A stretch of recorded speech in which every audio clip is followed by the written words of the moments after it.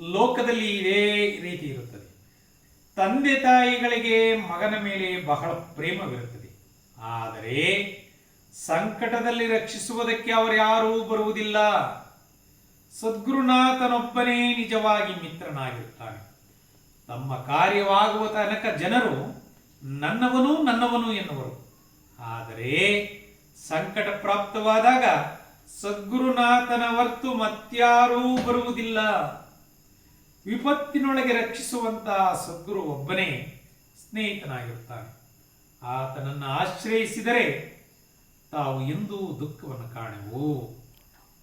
ಜೀವರನ್ನ ದುಃಖದೊಳಗಿಂದ ಪಾರು ಮಾಡುವುದಕ್ಕಾಗಿಯೇ ಆತನ ಅವತಾರವಾಗಿರುತ್ತದೆ. ಆದ್ದರಿಂದ ಎಲ್ಲಿ ತನಕ ಮರಣ ಸಮೀಪ ಬಂದಿಲ್ಲವೋ ಅಷ್ಟರಲ್ಲಿಯೇ ಆತನ ಚರಣಗಳನ್ನು ಹಿಡಿಯಿರಿ.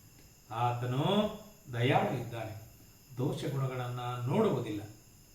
ಶರಣು ಬಂದ ಮಾತ್ರದಿಂದ ಆತನು ತಾರಿಸುತ್ತಾನೆ. ಇತ್ತ ಸದ್ಗುರುಗಳು ಹುಡುಗನನ್ನು ನೋಡುತ್ತಾರೆ.